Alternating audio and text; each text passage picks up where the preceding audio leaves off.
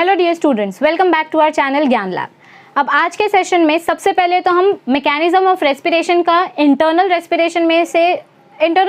Mechanism of respiration का जो D वाला पार्ट था, सेल्यूलर रेस्पिरेशन, जो पिछले वीडियो में अपलोड करना रह गया था, वो आज हम सबसे पहले कवर करेंगे और फिर उसके बाद हम देखेंगे common disorders of respiratory system. आज के सेशन में हम दो टॉपिक ऐसे कवर करेंगे जो सिलेबस में से ओमिट हो चुके हैं, लेकिन वो बहुत ही छोटे छोटे टॉपिक हैं और बेसिक अंडरस्टैंडिंग के लिए इंपॉर्टेंट है, इसीलिए हम वो भी कवर कर लेंगे। ठीक है, कौन से वो दो टॉपिक हैं? एक आर्टिफिशियल वेंटिलेशन, मतलब वेंटिलेशन वाला टॉपिक, और एक some common respiratory modified respiratory movements के बारे में। तो ये दो टॉपिक जो स्किप हो चुके हैं, ये भी हम कवर करेंगे, फटाक से उसका ओवरव्यू लेंगे और बाकी टॉपिक को हम डिटेल में अंडरस्टैंड करेंगे। अगर आपने अब तक हमारी चैनल को सब्सक्राइब नहीं किया है तो प्लीज़ जाइए और चैनल को सब्सक्राइब कीजिए। वीडियो अच्छी लगे तो वीडियो को लाइक कर दीजिएगा और फ्रेंड्स के साथ शेयर कर दीजिएगा। चलिए स्टार्ट करते हैं सेशन के साथ। ऑल राइट, तो अब आपको यहाँ पर क्या दिखाई दे रहा है? सेल्यूलर रेस्पिरेशन के बारे में। सेल्यूलर रेस्पिरेशन मतलब ऐसा रेस्पिरेशन जो सेल के अंदर होता है। कहाँ पर होता है? सेल के अंदर। तो सेल के अंदर क्या रेस्पिरेशन होता है? देखो, सेल को चाहिए एनर्जी, करेक्ट है, और एनर्जी के लिए उसको चाहिए ऑर्गेनिक ऑक्सीजन मॉलिक्यूल, क्योंकि ऑक्सीजन मॉलिक्यूल रहेगा तो वो फूड को ब्रेक डाउन करके उसमें से एनर्जी प्रोड्यूस कर पाएगा। तो ये एक्चुअल सेल्यूलर रेस्पिरेशन कैसे होता है उसके बारे में हम डिटेल प्रोसेस देखते हैं।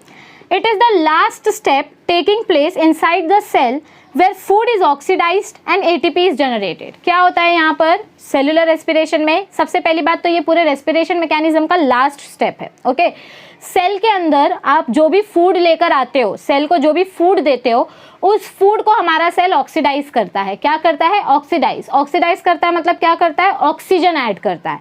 ऑक्सीजन ऐड करने के लिए सेल को ऑक्सीजन तो मिलना चाहिए, और सेल को ऑक्सीजन कैसे मिलता है इसके ऊपर हमने पूरा लास्ट सेशन डिस्कस किया था। डिस्क्रिप्शन में लिंक है, आपने अगर लास्ट सेशन नहीं देखा है तो आपको ये सेशन नहीं समझेगा, तो जाइए पहले लास्ट सेशन देखिए। ओके, डिस्क्रिप्शन में लिंक दिया हुआ है। तो सेल्यूलर रेस्पिरेशन में क्या होता है? आप जो भी फूड खाते हो उसका ऑक्सीडेशन होता है। Oxidation means what? Addition of oxygen. Okay, और फूड को ऑक्सीडाइज करके हमारा सेल क्या बनाता है? एटीपी जनरेट करता है। क्या करता है? एटीपी जनरेट करता है। It can be shown by 2 steps. ये प्रोसेस को हम 2 स्टेप में एक्सप्लेन कर सकते हैं। सबसे पहला स्टेप है ऑक्सीडेशन। कौन सा स्टेप है? ऑक्सीडेशन। तो देखते हैं एक्चुअली खाना कैसे ऑक्सीडाइज होता है। Breaking down of complex organic molecule into simple inorganic molecules with release of heat energy। अब ये चीज़ को मैं ऐसा एक्सप्लेन करती हूँ कि जब आप छोटे छोटे थे, मतलब जब बच्चे छोटे छोटे होते हैं, तो मम्मी जब टिफ़िन पैक करती है तो रोटी को क्या करती है? जो बड़ी सी रोटी होती है उसके छोटे छोटे टुकड़े बना के रखती है ताकि बच्चे को खाने में प्रॉब्लम ना हो। तो मतलब मम्मी ने क्या किया? कॉम्प्लेक्स रोटी को सिंपल पार्ट में डिवाइड कर दिया ताकि बच्चा उसको आसानी से खा सके। ठीक उसी तरीके से हमारे बॉडी के जो सेल्स हैं वो छोटे छोटे से हैं। अब वो बड़े बड़े पार्टिकल को यूज़ नहीं कर सकते। मतलब हम जो खाना खाते हैं, जो निवाला हम खाते हैं, the bite that we take, that we eat, it contains roti, it contains rice, it contains dal, it contains so many complex ingredients। तो इतनी सारी कॉम्प्लिकेटेड चीज़ें आप जो खा रहे हो उसमें से आपका सेल न्यूट्रिएंट नहीं निकाल पाता है। आपका सेल पहले उस कॉम्प्लेक्स मॉलिक्यूल को ब्रेक डाउन करता है सिंपल मॉलिक्यूल में। मेटाबॉलिज्म का तो यही मतलब होता है ना, breaking down complex molecule into simple molecule. So oxidation में हम क्या कर रहे हैं? जो कॉम्प्लेक्स खाना हमने खाया है उसको हम ब्रेक डाउन कर रहे हैं सिंपल फॉर्म में। Complex organic molecule is broken down into simple inorganic molecules with the help of oxygen. और जब ये चीज़ आप ब्रेक करते हो, जब कोई भी चीज़ को हम ब्रेक करते हैं तो कुछ अमाउंट की हीट रिलीज होती है। क्या होती है? हीट रिलीज होती है। सो रिएक्शन देखो क्या बताया गया है, C6H12O6 प्लस ऑक्सीजन। ऑक्सीडेशन है मतलब ऑक्सीजन ऐड करना है, और C6H12O6 मतलब शुगर, मतलब आपका फूड। तो जब आप अपने फूड में ऑक्सीजन ऐड करते हो तो वो फूड ब्रेक डाउन हो जाता है। फूड ब्रेक डाउन होकर हमको क्या मिलता है? वी गेट कार्बन डाइऑक्साइड जो लंग्स बाहर निकाल देता है। We get water molecule which is stored in your body which prevents the cells from getting dehydrated, and we get heat energy. क्या मिलता है हमको इधर पे? Heat energy in the form of kilo calories, 686 molecules of kilo calories, and this kilo calorie is converted into ATP. How? Let's see. तो first step आपको समझ में आया ऑक्सीडेशन का। अब सेकेंड स्टेप है फॉस्फोराइलेशन। फॉस्फोराइलेशन मतलब क्या? Phospho means phosphorus and rylation means addition of phosphorus. तो आपने ये जो किलो कैलोरीज आपको जो मिली हैं फूड का ब्रेक डाउन करके, आपको जो हीट एनर्जी मिली है, इस हीट एनर्जी में आप फॉस्फोरस ऐड करते हो। सो देखो प्रोसेस में क्या होता है, मतलब जो हीट एनर्जी आपको मिली थी, तो प्रोसेस फॉस्फोराइलेशन में क्या होता है? It involves trapping the heat energy in the form of high energy bond. Phosphorylation में हम क्या करते हैं, जो हीट एनर्जी मिलती है हमको, हम उसको ट्रैप कर लेते हैं, और ट्रैप करने के लिए हमको कुछ बॉन्ड फॉर्म करना पड़ता है, मतलब कोई बॉन्ड बनाना पड़ता है जिससे आपकी एनर्जी भागे ना, वो एनर्जी सारी एक साथ रहे। तो जो सबसे हाईएस्ट एनर्जी का बॉन्ड होता है वो होता है एटीपी एनर्जी का। किसका बॉन्ड स्ट्रॉन्गेस्ट होता है, एटीपी का। So it involves the trapping of heat energy in the form of high energy bond of ATP molecule. ATP is used to carry out vital life processes। ये ATP क्यों जरूरी है, क्योंकि बिना ATP के सेल्स को energy नहीं मिलेगी, सेल्स को एनर्जी नहीं मिलेगी तो सेल काम नहीं करेंगे, सेल काम नहीं करेंगे तो आपकी बॉडी कोई काम नहीं करेगी। तो बॉडी के इंपॉर्टेंट से इंपॉर्टेंट प्रोसेसेस को करने के लिए हमको ATP चाहिए, और इसीलिए बोला गया है ATP is used to carry out vital life processes। Vital means very important life processes and so it is called as energy currency of the cell। और इसी वजह से हम ATP को क्या बोलते हैं, energy currency of the cell. मतलब आप सेल को ATP दोगे तो वो काम करेगा, it is the currency. Currency मतलब रिश्वत है, सेल से काम करवाना है तो उसको ATP देना पड़ेगा। ओके, तो रिएक्शन देखो क्या बताया गया है, हमारे पास ADP होता है। ADP मीन्स एडिनोसिन डाइफॉस्फेट, ये इनएक्टिव फॉर्म में होता है। जब हम इसमें एक इनऑर्गेनिक फॉस्फोरस मॉलिक्यूल ऐड करते हैं, IP ऐड करते हैं, और हमें जो कैलोरीज मिली थी 686 किलो कैलोरी मिली थी, उसमें कुछ और एडिशन हो जाता है तो 7.3 किलो कैलोरीज जब ADP मॉलिक्यूल के साथ बाइंड होती है तो हमको क्या करना है, हमको वो जो हीट एनर्जी मिली है उस हीट एनर्जी को हमको ट्रैप करना है। तो उसको ट्रैप करने के लिए हम ADP और IP का यूज कर रहे हैं। तो ADP और IP मिलके हमारी कैलोरीज को ट्रैप कर लेते हैं और हमको फाइनली वो क्या दे देते हैं, ATP मॉलिक्यूल दे देते हैं। क्या दे देते हैं, ATP मॉलिक्यूल। ये ATP मॉलिक्यूल हम सेल को रिश्वत के रूप में देते हैं, रिश्वत नहीं बट हम जब ये ATP मॉलिक्यूल सेल को देते हैं तो सेल अपना काम शुरू कर देता है, और इसीलिए हम ATP को बोलते हैं energy currency of the cell. So this is your cellular respiration, the part which was skipped. I am extremely sorry for that, but here I have covered it. So did you understand everything?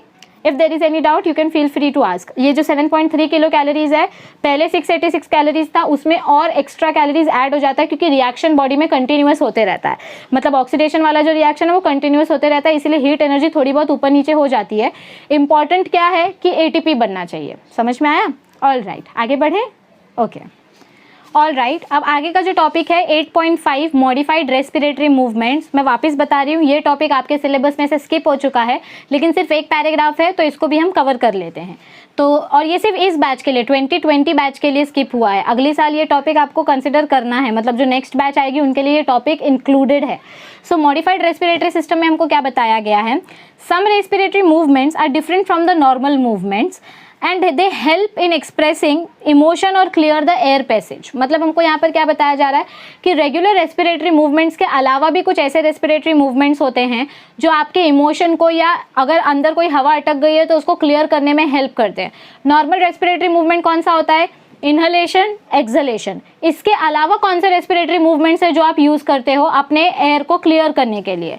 So these movements, of these movements, some may be reflexes, मतलब कुछ reflex action हो सकता है। जैसे अगर समझो आपको धूल गई नाक के अंदर तो अचानक से छींक आ गई, sneezing. Okay, so that is a reflex action. आपने एयर क्लियर पैसेज किया, आपने रेस्पिरेटरी मूवमेंट को क्लीन किया, रेस्पिरेटरी पैसेज को क्लीन किया, अंदर धूल चली गई तो फटाक से आपने छींका।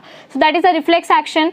But others can be initiated voluntarily, और कुछ एक्शंस आप वॉलंटरीली क्रिएट करते हो। जैसे खाना अटक जाता है गले में, ईसोफेगस में या विंड पाइप में, तो आप खांसते हो, कफ करना। या जब आपको नींद आती है तो आप यॉन करते हो, जमाई लेते हैं बोलते हैं ना, तो जब आप यॉन करते हो। So these are voluntary movements which are other than normal breathing movements. ये नॉर्मल रेस्पिरेटरी मूवमेंट्स में नहीं आते हैं, ये अदर रेस्पिरेटरी मूवमेंट्स है, और इसीलिए हम इसको बोलते हैं मॉडिफाइड रेस्पिरेटरी मूवमेंट। बस इतना सही था, इसको स्किप करने की कोई वैसे जरूरत नहीं थी, बट ठीक है। So we covered this part. अब नेक्स्ट आपको जो बताया जा रहा है that is very important and it is included in your syllabus. Common disorders of respiratory system. क्या बताया जा रहा है, common disorders of respiratory system. मतलब अगर आपके रेस्पिरेटरी सिस्टम में कोई बीमारी हो जाती है तो कौन से प्रॉब्लम्स आपको फेस करने पड़ सकते हैं। The given table shows a list of some common respiratory disorders, their symptoms, cause and treatment। तो अभी हमको जो टेबल दिखाया जा रहा है यहाँ पर हम एक एक करके अलग अलग टाइप के डिसऑर्डर्स कौन कौन से हैं वो देखेंगे, और उनका सिम्टम क्या है और उनको ठीक कैसे किया जा सकता है वो भी देखेंगे। तो स्टार्ट करते हैं। This is the table of common disorders of respiratory system. These are very common disorders. Okay, all right. तो सबसे पहला हमको कौन सा डिसऑर्डर बताया जा रहा है, एम्फीसेमा। कौन सा डिसऑर्डर सबसे पहला बताया जा रहा है, एम्फीसेमा। इसमें क्या होता है, इसके सिम्टम्स क्या हैं, breakdown of alveoli, shortness of breath. मतलब जब आप जल्दी जल्दी सांस लेते हो, छोटी छोटी सांस लेते हो जल्दी जल्दी, इसमें क्या होता है आपका एल्वियोलाई जो है, एल्वियोलाई का वॉल ब्रेक हो जाता है। क्या हो जाता है? एल्वियोलाई का वॉल बर्स्ट हो जाता है। क्यों होता है ये? सिम्टम क्या है वो तो हमने देख लिया, लेकिन ये होता क्यों है? What is the cause? The cause is smoking और air pollution. When you smoke a lot, when the person smokes a lot, because of that also it can happen, and because of extreme air pollution जो दिल्ली में हमको देखने को मिलता है, मतलब मिल रहा था अभी तक, उसके वजह से भी ऐसा हो सकता है। जहाँ भी एक्स्ट्रा एयर पोल्यूशन होगा वहाँ पर आपको शॉर्टनेस ऑफ ब्रेथ देखने को मिल सकता है, and you might suffer from disorder known as emphysema. अब इसको ठीक कैसे किया जा सकता है? सबसे पहले तो स्मोकिंग को क्विट करो। So quit smoking, avoid polluted air में जाना बंद करो, administer oxygen to relieve symptoms, और जितना हो सके उतना फ्रेश एयर अपने बॉडी में डालने की कोशिश करो, या आर्टिफिशियल सोर्स ऑफ ऑक्सीजन, मतलब अगर एकदम इमरजेंसी वाली सिचुएशन आ गई है, बॉडी में ऑक्सीजन है ही नहीं, तो आप सांस ही नहीं ले पाएंगे, तो तुरंत आपको आर्टिफिशियल ऑक्सीजन अपनी बॉडी में इंसर्ट करना पड़ेगा, जिसकी वजह से आपकी बॉडी नॉर्मल फंक्शन करने लगे। So this is the first disorder. What is second disorder? Chronic bronchitis. Second disorder कौन सा है? Chronic bronchitis. It has got something to do with your bronchioles. Okay, symptoms क्या है? कफिंग, शॉर्टनेस ऑफ ब्रेथ, अचानक से खांसी आ जाना या सांस रुकने लग जाना, मतलब धीरे धीरे छोटी छोटी सांसें लेना, जल्दी जल्दी छोटी छोटी सांसें लेना। ओके, अब इसमें कॉज क्या है, मतलब कब होता है हमको ये chronic bronchitis? Because of smoking and because of air pollution. दोनों का कॉज सिमिलर है और इसका ट्रीटमेंट भी ऑलमोस्ट सिमिलर है। You have to quit smoking, you have to avoid polluted air, and if possible move to warmer drier climate, और जितना हो सके उतना ड्राई क्लाइमेट में जाने की कोशिश करो, क्योंकि वेट क्लाइमेट में आप रहोगे तो आपका उतना ज़्यादा ऑक्सीजन का लेस सोर्स होने का चांसेस है। ओके, सो मतलब try avoiding to be present in the polluted area में जितना हो सके उतना अवॉइड करो जाना। So this is the solution for chronic bronchitis. Then the next disease is acute bronchitis. Chronic मतलब सीरियस डिजीज, अक्यूट मतलब just the starting of the disorder. So acute bronchitis का सिम्टम्स क्या है? इन्फ्लेमेशन ऑफ ब्रोंकाई, आपका जो bronchi है वो धीरे धीरे करके सूज रहा है। इन्फ्लेमेशन होना मतलब फूलना।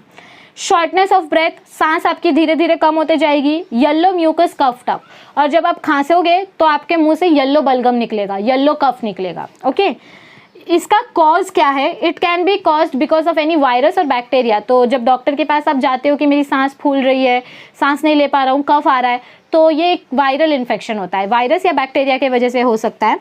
एंड इसका ट्रीटमेंट क्या होगा? अगर बैक्टीरिया की वजह से ये इन्फेक्शन हुआ है तो एंटीबायोटिक्स लो, मतलब एंटीबैक्टीरियल मेडिसिन लो, कफ मेडिसिन लो, या वेपराइजर यूज़ करो। वेपराइजर मतलब जो आपके लंग्स को थोड़ा सा सिकुड़ने में मदद करे, लंग्स बहुत ज़्यादा फूल गए हैं तो उसको वो वापस फ्लैट होने में हेल्प करेगा। Okay, all right. Now the next disorder is sinusitis. Next disorder कौन सा है? साइन्यूसाइटिस।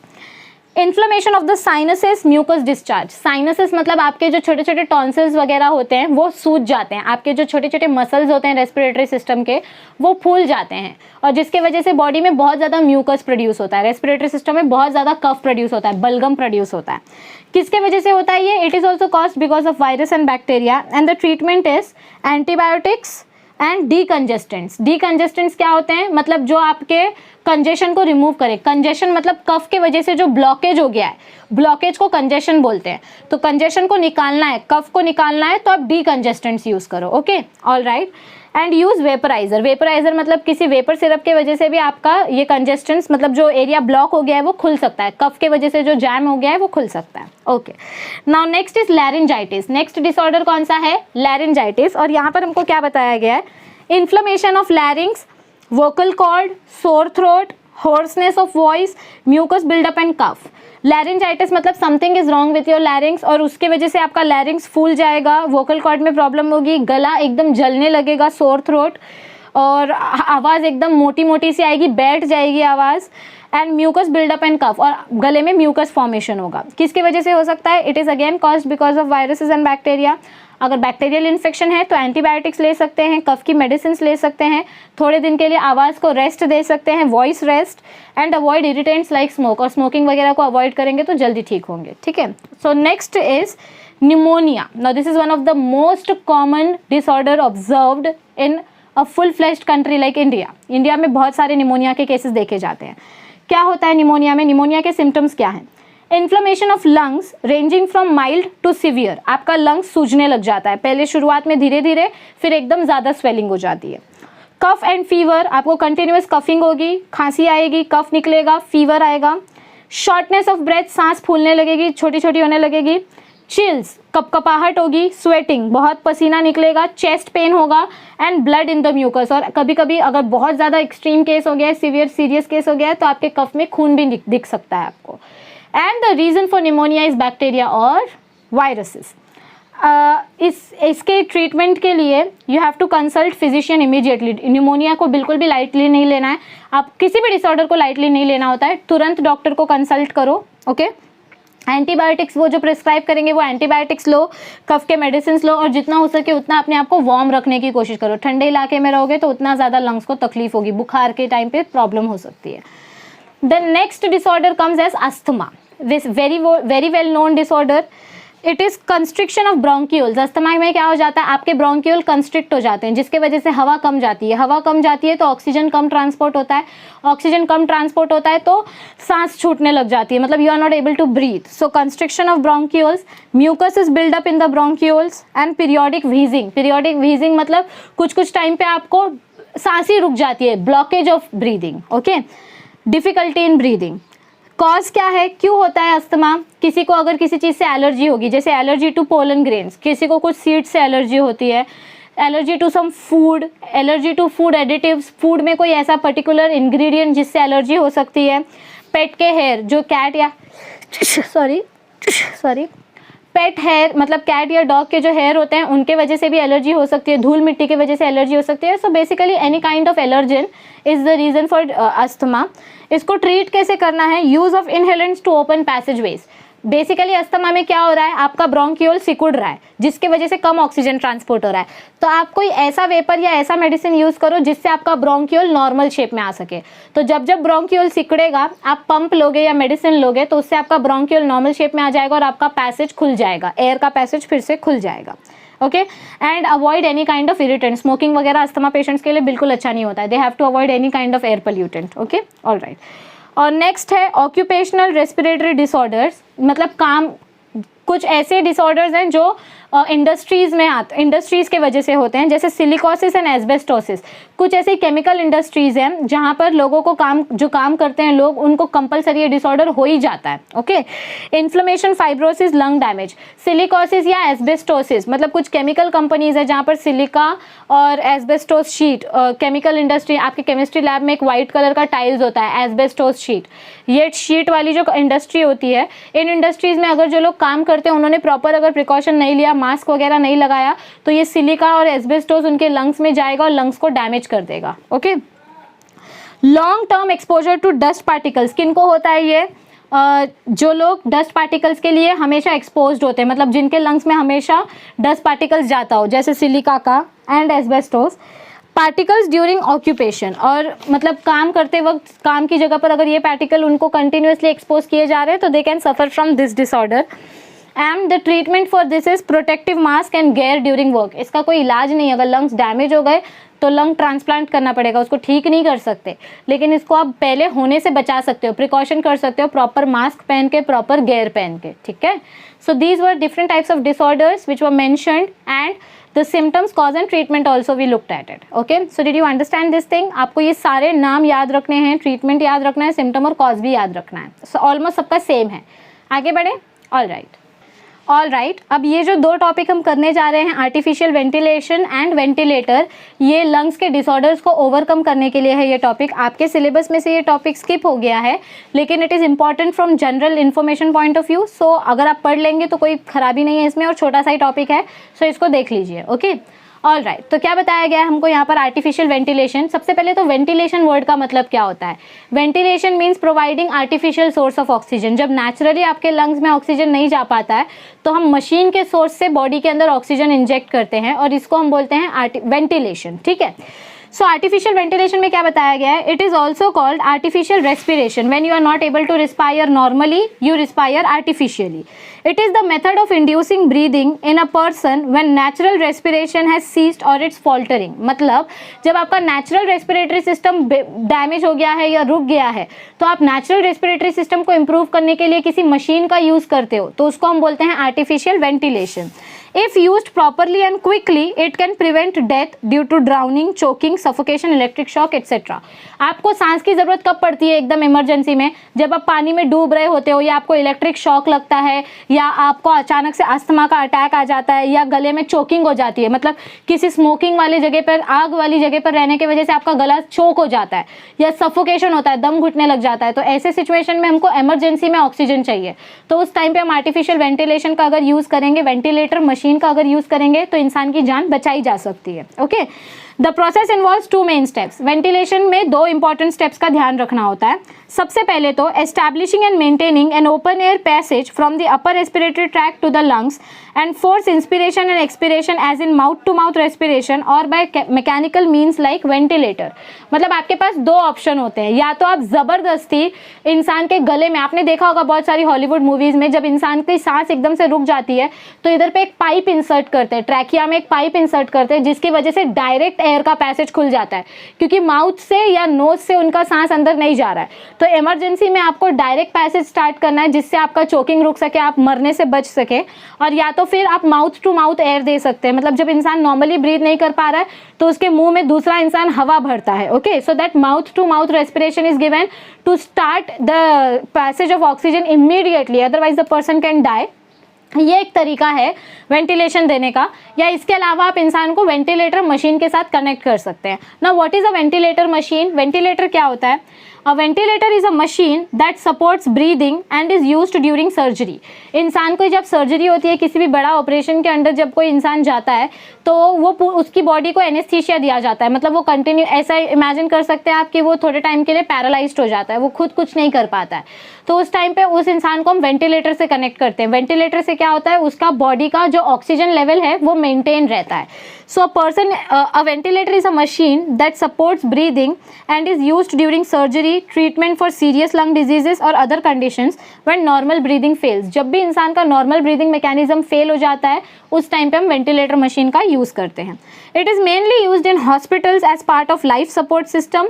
Ventilators do the following. ज़्यादातर ये हॉस्पिटल्स में ही यूज़ किया जाता है। वेंटिलेटर से 3 चीज़ें होती हैं। सबसे पहला तो ऑक्सीजन पहुंचता है लंग्स तक, it gets oxygen into the lungs. दूसरी बात, ये वेंटिलेटर कार्बन डाइऑक्साइड को भी बॉडी से रिमूव करता है। नहीं तो क्या होगा, आप बॉडी को सिर्फ ऑक्सीजन दे रहे हो लेकिन कार्बन डाइऑक्साइड निकाल नहीं रहे हो, तो बॉडी में कार्बन डाइऑक्साइड का लेवल बढ़ जाएगा, जिसके वजह से सेल्स मरने लग जाएंगे। सो जब ये वेंटिलेटर बॉडी को ऑक्सीजन देता है, उसी टाइम पे ये कार्बन डाइऑक्साइड भी निकालता है and it helps the patient breathe, और इसके वजह से पेशेंट्स को ब्रीथ करने में हेल्प होता है। लेकिन आप ऐसा नहीं बोल सकते कि फिर आरबीसी का क्या काम है, क्योंकि हीमोग्लोबिन भी तो यही कर रहा है, ब्लड को ऑक्सीजन दे रहा है और ब्लड से कार्बन डाइऑक्साइड ले रहा है। लेकिन जब हमारा हीमोग्लोबिन ब्लड को ऑक्सीजन देता है और ब्लड से कार्बन डाइऑक्साइड लेता है, उसी टाइम पे बहुत सारे केमिकल एंजाइम्स भी इन्वॉल्व होते हैं, जिसकी वजह से बॉडी का दूसरा केमिकल पाथवे चलते रहता है। वेंटिलेटर से आप इंसान को सिर्फ कुछ समय के लिए टेम्पररी जिंदा रख सकते हैं, फॉरएवर के लिए ये सोल्यूशन नहीं है। इमरजेंसी में या सर्जरी के टाइम पर वेंटिलेटर्स यूज़ किए जाते हैं। तो आज के सेशन में हमने जो स्किप्ड टॉपिक, जो 2020 की बैच के लिए टॉपिक स्किप है, वो भी हमने कवर किया है, क्योंकि ये नेक्स्ट बैच के लिए इंपॉर्टेंट रहेगा। और इस चैप्टर में ज़्यादा कुछ स्किप नहीं है, तो हम सारा टॉपिक ही कवर करेंगे, do not worry about it. अगर आपको आज का कोई भी सेशन या कोई भी पर्टिकुलर डाउट है, मतलब किसी भी सेशन में या आज के सेशन में कुछ डाउट है, then feel free to ask your doubts in our comment section. Video अच्छी लगी और समझ में आई है तो लाइक बटन पे क्लिक कीजिए। Our target is to obtain minimum 150 likes in this video and please it's a sincere request, share this video with your college mates. आपके सेमेस्टर एग्जाम्स आने वाले हैं, सो कॉलेज मेट्स के साथ, classes mats के साथ WhatsApp status, Insta status पे आप प्लीज़ हमारी वीडियोज़ को शेयर कीजिए। अगर आपको चैप्टर्स के नोट्स चाहिए तो टेलीग्राम चैनल को ज्वाइन कीजिए, लिंक डिस्क्रिप्शन में है, और हमारे इंस्टाग्राम और फेसबुक पेज को भी प्लीज़ फॉलो कीजिए, आपको सारे अपडेट्स मिलते रहेंगे। नेक्स्ट सेशन के लिए बने रहिए ज्ञान लैब चैनल के साथ। Stay tuned, see you soon, thank you.